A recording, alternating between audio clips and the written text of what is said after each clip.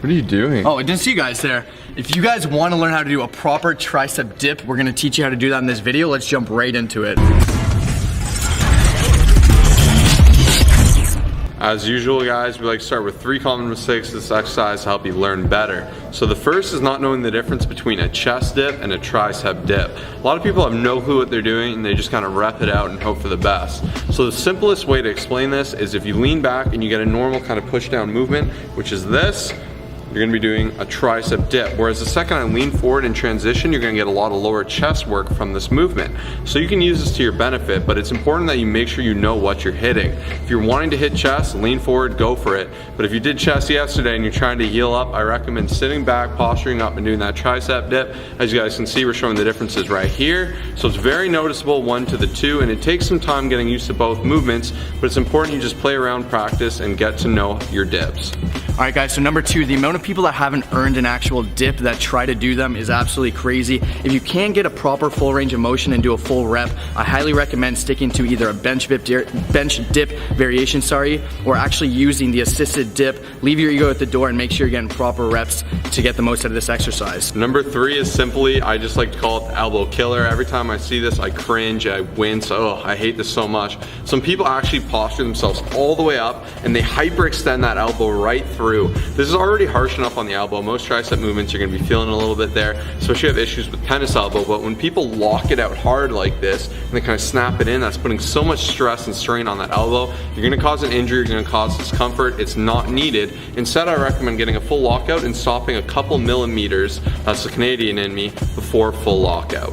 And as a bonus, this is number 4, guys. This is called the shoulder killer. Some people go way too far down low, they'll rest, they'll put a tremendous amount of strain on their shoulder joints, and it's just simply not necessary and will lead to injury down the road.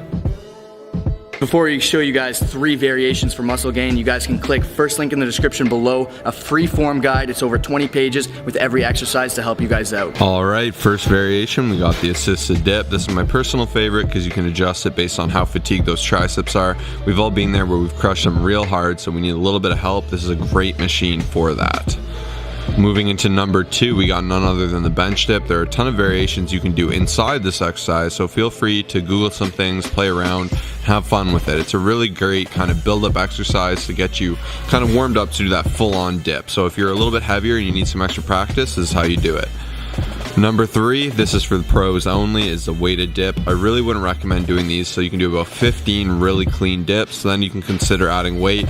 When things feel a little bit too easy, you can get some extra resistance on the way down. Okay, so for the 101 on how to do this, it's very simple. So what you're gonna wanna do is have strong positioning. You can decide how comfortable you are with putting it closer, outer. Really depends. If you're taller, you're gonna be farther back. If you're short, you're gonna be closer in. And that's gonna be where it's most comfortable for you to have your arms to your side. So you can see here, I'm kind of getting that weird flailing going on. Since I'm pretty tall, I'm about 6'2", I like having my hands right here. Then from here, you're gonna jump up. I really like doing this with my legs, if Kyle can show you. So I kind of just like this because I'm tall. I don't like going too low and hitting the ground here. So when you power up from here, you want to come down nice and low, just like you would a normal push down from the strong point. I got a good contraction. Power it up, don't go too high, don't walk those elbows like I just taught you. Bring it right here, you get a good contraction, and explode up.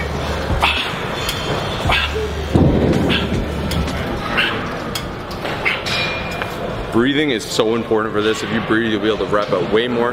Do it with momentum, but don't use too much momentum. Make sure you're contracting your tricep and you get the best results.